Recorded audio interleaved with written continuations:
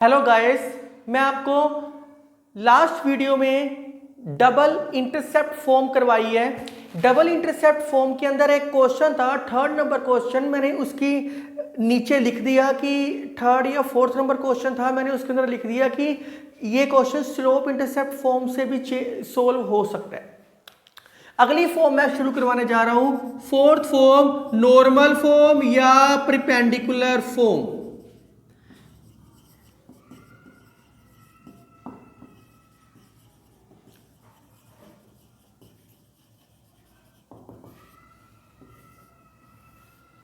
Normal form या perpendicular form बड़ी आसान है, इसकी डेरिवेशन करते हैं। अगर आपने नहीं करनी हो ना करना। तो ये डेरिवेशन क्या कहती है? कहता सबसे पहले एक कोई इंटरसेप्ट लो। तो इसकी पहले आप डेरिवेशन लिखते हैं। आर्टिकल क्या बोलता है ये डेरिवेशन? कि मैंने डेरिवेशन लिखी है, एक आर्टिकल लिखा है, मतलब कि equation of straight line in terms of P the length of perpendicular from origin. Very important line, the length of perpendicular from origin. Origin से परपेंडिकुलर, ओरिजिन से perpendicular, the length of perpendicular. इसको basically क्या लेके गए हो? ए। इसको basically क्या लेके गए हो? बी। ये पॉइंट क्या था? 0, बी। ये a, 0। तो कहता है length of perpendicular from origin, origin से लेंथ ऑफ परपेंडिकुलर है इन टर्म्स ऑफ पी, इसको पी मान लिया। कहता है alpha be the angle made by the perpendicular with x axis. ये परपेंडिकुलर है, एक्स एक्सिस के साथ एंगल अल्फा बना रहा है। अगर ये एंगल अल्फा है तो ये भी एंगल अल्फा ही होएगा। ऑब्वियसली है कि ये एंगल अल्फा होएगा। अगर कंफ्यूजन है मैं बता देता हूं, ये 90 है, ये भी 90 होएगा ही होएगा। अगर ये 90 है, कोई नाम दे दो m, ये 90 है, ये टोटल म्यूचुअली 90 होता है, तो ये क्या हो गया? 90 माइनस अल्फा। तो ये 90 है, ये 90 माइनस अल्फा है। तो ऑब्वियसली अगर मैं इसको अल्फा लूंगा तो तीनों का सम क्या बन जाएगा? 180। ये एंगल सेम होएगा ही होएगा। बाय, आप कमेंट बॉक्स में करना कौन सी प्रॉपर्टी है ये। अब क्वेश्चन में कहता है made by the angle perpendicular with x axis. तो हमारे पास ट्रायंगल कौन सा बन गया? In triangle OAM। और दूसरा ट्रायंगल क्या बन गया? OMB। इन ट्रायंगल OMB, दो ट्रायंगल हमारे पास बन गए। आपको पता है परपेंडिकुलर के सामने वाली चीज क्या होती है? हाइपोटेन्यूज होती है। हमारे पास स्टेटमेंट में गिवन क्या क्या गिवन है? एक हमारे पास OA गिवन है, एक हमारे पास OM गिवन है।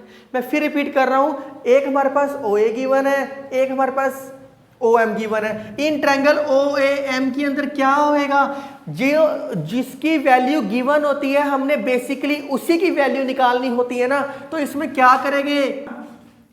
अगर मैं छोटा सा ट्रायंगल ही अलग कर दूं बहुत प्यार से, ये 90, ये अल्फा, ये P और ये A। आपको पता है इसके सामने वाली चीज क्या होगी? हाइपोटेन्यूज। जिसके साथ एंगल हो वो क्या होता है? बेस। सामने वाली चीज क्या होगी? परपेंडिकुलर। आपके पास गिवन क्या है? बेस है और हाइपोटेन्यूज है। ये बेस और हाइपोटेन्यूज किसका फार्मूला होता है? कोस का होता है। तो वेरी सिंपल, कोस अल्फा क्या होता है? Base by hypotenuse. Cos alpha base क्या दे रखा है आपके पास? बेस क्या दे रखा है आपके पास? P। हाइपोटेन्यूज क्या है? A की वैल्यू निकाल लो, क्या आएगी? P by cos alpha. बहुत प्यार से, कोई जल्दबाजी नहीं है क्वेश्चन को सोल्व करने की। इसको A की वैल्यू निकाल ली। सिमिलरली अगर ट्रायंगल OMB ले गए क्या आएगा? ये एंगल क्या है? अल्फा। ये क्या दे रखे है? B। ये क्या दे रखे है? P। ये क्या है? 90। बस खत्म। 90 के सामने क्या होता है? हाइपोटेन्यूज। अगर ये हाइपोटेन्यूज है तो इसके साथ जो एंगल बन रहा है ये क्या होएगा? बेस। ये चीज क्या होएगी? परपेंडिकुलर। तो आपके इस क्वेश्चन में परपेंडिकुलर दे रखा है और हाइपोटेन्यूज दे रखा है। तो परपेंडिकुलर और हाइपोटेन्यूज किसके साथ होते हैं? साइन के साथ होते हैं। परपेंडिकुलर क्या दे रखा है आपके पास? P, हाइपोटेन्यूज B की वैल्यू निकाल लो P by sine alpha. A की वैल्यू भी आ गई, B की वैल्यू भी आ गई। वी नो डैट ये मैंने कौन सी फॉर्म ली है, डबल इंटरसेप्ट फॉर्म ली है। एक्चुअली में तो डबल इंटरसेप्ट फॉर्म ली है ना। We know that x by a plus y by b equal to 1। A की वैल्यू क्या आई है p by cos alpha, b की वैल्यू क्या आई है p by sine alpha equal to 1। तो x कोस अल्फा ऊपर चला गया, cos alpha y sine alpha is equal to p को बाहर ले गए। This is called normal form. ये नॉर्मल फॉर्म है। परपेंडिकुलर फ्रॉम, परपेंडिकुलर कहां से दे रखा है, ओरिजिन से दे रखा है। परपेंडिकुलर कहां से दे रखा है, ओरिजिन से दे रखा है। तो ये हमें एक मैंने डेरिवेशन करवाई है, आपने नहीं करनी, आपको सिर्फ ये पता होने चाहिए। इस सारी कहानी में ना एक दो पॉइंट निकलते हैं। मेन पॉइंट क्या निकलते हैं आप देखो, इस सारी कहानी में पहले लिख लो नॉर्मल फॉर्म क्या आई है, x cos alpha plus y sine alpha equal to p, where p is perpendicular. Normal form है p is perpendicular from origin. p एक परपेंडिकुलर है जो ओरिजिन से ड्राइव हुआ है। आपको हर क्वेश्चन में पता कैसे लगेगा कि नॉर्मल फॉर्म है, एंगल भी दे रखा होएगा और फ्रॉम ओरिजिन ये वर्ड स्पेशल होएगा। परपेंडिकुलर फ्रॉम ओरिजिन देख के पता लग जाएगा कि ये फोर्थ फॉर्म है, नॉर्मल फॉर्म है। तो इसके अंदर से कुछ रिमार्क्स निकले हैं। पहला रिमार्क, जो x के साथ कोई चीज लगी है, कोफिशिएंट ऑफ x उसका स्क्वायर, जो y के साथ जो चीज लगी है, कोफिशिएंट ऑफ y उसका स्क्वायर, ये हमेशा 1 के इक्वल होना चाहिए। Means root of coefficient of x square plus coefficient of y square equal to 1, ये 1 होना बहुत जरूरी है। सेकंड चीज क्या निकली है, ये ओरिजिन से ड्राइव हुआ है ना, तो ये परपेंडिकुलर डिस्टेंस है, तो डिस्टेंस हमेशा क्या होता है, positive. p must be positive. ये 2 पॉइंट निकले हैं और ये नॉर्मल फॉर्म है, परपेंडिकुलर फ्रॉम ओरिजिन। तो कोई मुश्किल नहीं है, ये 2 पॉइंट आपको जर्नल फॉर्म में पता लगेगा। बार बार मैं क्यों लिख रहा हूं, जब जर्नल फॉर्म आएगी, 6th फॉर्म आएगी, उसके अंदर पता लगेगी। अब इसके कुछ क्वेश्चंस करते हैं स्टूडेंट्स। ये क्वेश्चन देखते हैं, नॉर्मल फॉर्म के क्वेश्चंस है ये। पहला, आपको पिक्चर जरूर बनानी है। परपेंडिकुलर फॉर्म दे रखी है, अंडरस्टूड है, ओरिजिन से होएगी। बेसिकली वो कहेगा स्टेटमेंट में, कहता अल्फा दे रखा है 45 डिग्री, परपेंडिकुलर आपके पास दे रखा है 3। बहुत आसान है। We know that normal form, we know that normal बोल दो, नॉर्मल बोल दो, परपेंडिकुलर बोलनी है, परपेंडिकुलर बोल दो। नॉर्मल फॉर्म भी x cos alpha plus y sine alpha equal to p। Alpha कितना है 45, ये अल्फा कितना है 45, p कितना है 3। कोस 45 क्या होता है 1/√2, साइन 45 क्या होता है 1/√2 इज इक्वल टू 3। ये ही प्रूव करना था, कोई मुश्किल काम नहीं था, बड़े आराम से पता लग रहा है कि नॉर्मल फॉर्म अप्लाई हो रही है। इस क्वेश्चन को भी बहुत ध्यान से देखते हैं, क्या कह रहा है क्वेश्चन में, perpendicular distance of A line from origin, नाम से क्लियर है। फिर वही काम, एक्स पिक्चर बनाओगे तो बहुत जल्दी समझ आ जाएगा। ये फार्मूला कहाँ से ड्राइव हुआ है 5 यूनिट्स। ये फार्मूला कहाँ से ड्राइव हुआ है, सारा का सारा फार्मूला, ये फार्मूला ड्राइव हुआ है डबल इंटरसेप्ट फॉर्म से। मैंने डबल इंटरसेप्ट फॉर्म से नॉर्मल फॉर्म बनाई है, बीच में से परपेंडिकुलर डिस्टेंस ड्रॉ करके। तो we know that perpendicular form क्या होती है, या नॉर्मल फॉर्म क्या होती है आपके पास, x cos alpha plus y sine alpha is equal to p। p क्या दे रखे है 5। अब कहानी को समझना, यहां से हमें सारी की सारी कहानी में क्या पता करना है, इक्वेशन। इक्वेशन में क्या क्या होता है, एक अल्फा होता है और एक p होता है। अल्फा p तो आपके पास दे रखा है, अल्फा नहीं दे रखा। अल्फा नहीं दे रखा, कोई ना कोई और कहानी में ट्विस्ट दे रखा होएगा। कहानी में दे रखा है स्लोप -1। इसकी स्लोप कैसे निकलेगी, मैं निकाल चुका हूं, minus coefficient of x bye coefficient of y। मैं लाइन की निकालनी सिखा चुका हूं। स्लोप क्या है, -1। कोफिशिएंट ऑफ x क्या है, cos alpha. Coefficient of y क्या है, साइन अल्फा। आपके पास क्या आ गया, tan अल्फा इक्वल टू 1। अगर tan अल्फा इक्वल टू 1 है तो अल्फा की वैल्यू क्या क्या आएगी, एक आएगी 45, एक आएगी एक 45, एक 180 प्लस 45 225। ये आपको ट्रिग्नोमेट्री में समझ आएगा। 225 क्या, अपने आप ही समझ आ जाएगा, मुझे बताने की भी जरूरत नहीं है। तो अपने आप पता लगेगा कि अल्फा 45 या 225 कैसे आया। इसमें 180 प्लस 45 की है क्योंकि tan 180 plus theta plus tan theta, ये आप अपने आप सीखोगे। खत्म हो गया। एक बारी नंबर 1 मान लो, पुट इन 1, केस 1, अल्फा को 45 कर दो, x cos 45 plus y sine 45 equal to 5। Cos 45 1/√2, sine 45 1/√2, 5। Case 2, एक बारी अल्फा की वैल्यू 225 पुटिंग कर देना इसके अंदर, इसमें पुटिंग कर देना। अब आपके दिमाग में आएगा कि सर आपको 225 लेने की जरूरत क्यों पड़ गई। आपको ट्रिग्नोमेट्री समझ आ चुकी है, वो 0 से लेकर 360 के बीच में लाई करती है, तो इसलिए 360 तक एक ये एंगल जरूर आएगा।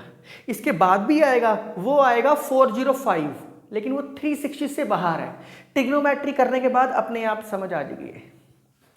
This question is very important. Find the equation of two straight lines which are at a distance 1/2 from origin. लो जी, पहले कहानी में पिक्चर बना लेते हैं, कहानी को पब्लिकली कर देते हैं 1/2 and pass through the point 0,1। ये कहीं भी कोई पॉइंट पास कर रहा है P 0,1। We know that equation of normal form, normal form की इक्वेशन क्या लिखवाई है, x cos alpha plus y sine alpha equal to p। p की वैल्यू क्या है 1/2। कहानी यहां तक ठीक चल रही है, कहानी यहां तक ठीक चल रही है। पिछले क्वेश्चन में स्लोप दे दी, इस क्वेश्चन में ये पॉइंट पास कर रहा है। मैं आपको बहुत बारी बता चुका हूं, सिंस पॉइंट P कौन सा है 0,1 लाइज ऑन द लाइन, ये मैं अब नहीं लिखूंगा। Therefore it satisfies the equation of line, आप खुद लिख सकते हो। Therefore it satisfies the equation of line. बस पुटिंग कर दो। x क्या है 0, y क्या है 1, खत्म हो गया। साइन अल्फा क्या आ गया 1/2। अब या तो इसको एंगल में कन्वर्ट कर लो, एंगल में कन्वर्ट करोगे तो 180 से माइनस भी करना पड़ेगा। दो तरीके हैं इसको सोल्व करने के, इस क्वेश्चन को सोल्व करने के दो तरीके हैं। साइन अल्फा क्या आ गया 1/2, दो तरीके हैं। या तो इसमें से 1/2 अल्फा की कौन सी वैल्यू होती है 30, साइन 30 इज 1/2 30। एक आ जाएगी 150, आप निकाल के देख लो। 180 माइनस 30, एक आ जाएगी 150, आप निकाल के देख लो। इसके बाद की जो वैल्यू है वो 360 से बड़ी आएगी, क्योंकि sine 180 minus theta sine theta होता है। पर जिसने इस तरीके से नहीं करना ना करो। आपको पता है cos square sine square alpha plus cos square alpha equal to 1, cos square alpha 1 minus sine square alpha. तो कॉस स्क्वायर अल्फा 1 माइनस 1/4 3/4। तो कॉस अल्फा क्या आएगा plus minus √3/2। Automatically two values आ गई ऑटोमेटिकली। केस 1, तो जो तुमने method करना वो कर लो, चाहे अल्फा निकाल के पुटिंग कर दो, चाहे डायरेक्ट वैल्यू निकाल के पुटिंग कर दो, आप खुद देख लो। केस 1, कोस अल्फा की वैल्यू √3/2, साइन अल्फा की वैल्यू 1/2, पुटिंग कर दो, पुट इन 1, खत्म हो गया। मैथ से प्यार करो, वो आपसे करेगा। y 1/2 equal to 1/2। Case 2, sine alpha cos alpha क्या आएगा -√3/2 और साइन अल्फा क्या आएगा 1/2। ये भी वैल्यू पुटिंग कर दो, पुट इन 1 तो क्या आ गया x -√3/2 y 1/2 is equal to 1/2। तो उसने क्वेश्चन में कहा था 2 स्ट्रेट लाइंस आएगी, 2 इक्वेशंस आ गई, एक ये आ गई एक ये आ गई। नॉर्मल फॉर्म के और कुछ खास क्वेश्चंस नहीं है। इसके अलावा अगर आपकी बुक में बाई चांस कोई क्वेश्चन मिलता है तो आप खुद सोल्व कर सकते हो। आप ये राइट डाउन करो, फिर अगली फॉर्म शुरू करते हैं, पैरामीट्रिक फॉर्म। 6th फॉर्म है पैरामीट्रिक फॉर्म या सिमेट्रिक फॉर्म या डिस्टेंस फॉर्म। इसके कोई खास इंपॉर्टेंस नहीं है, क्वेश्चन भी कोई खास नहीं है, करने की कोई खास जरूरत भी नहीं है। अगर फिर भी आप करना चाहते हो तो आप कर सकते हो, आपकी बुक में होएगी। बहुत आसान है, सिंपल है, सिर्फ बता देता हूँ। ये एक इक्वेशन होती है, कहता लाइन के ऊपर कहीं भी कोई पॉइंट है, उस पॉइंट से डिस्टेंस r होएगा। कोई a पॉइंट होएगा, मैंने मान लिया x1 y1, कोई पॉइंट है, उस पॉइंट से डिस्टेंस r होएगा और एंगल बना रहा होएगा ये theta with positive x axis के साथ। ये थीटा है तो ये भी थीटा होएगा बाय कोरस्पोंडिंग एंगल। तो अगर मैं इसको इस चीज़ को r के इक्वल मानना है, इसको इक्वेट कर दो तो x की वैल्यू क्या आएगी r cos theta plus x1। इसको कर दूं r sin theta plus y1। कोई खास इंपॉर्टेंस नहीं थी, फिर भी मैं आपको बता देता हूँ। ये बेसिकली पता है कहाँ करके आए हो आप, आपने एक इक्वेशन की है y minus y1 equal to slope x minus x1। अगर मैं m को tan थीटा लिख दूं, एक ही बात है। अगर मैं tan थीटा को लिख दूं sin theta by cos theta x minus x1, sine को यहाँ ले जाऊँ y minus y1 sin theta x minus x1 cos theta. ध्यान से देखो सेम चीज़ नहीं बन गई। तो ये एक्चुअली में कोई खास इंपॉर्टेंस नहीं है, इसके क्वेश्चन दूसरे कॉन्सेप्ट की तरफ से भी हो जाते हैं। वैसे पैरामीट्रिक का मतलब होता है depend upon a new variable.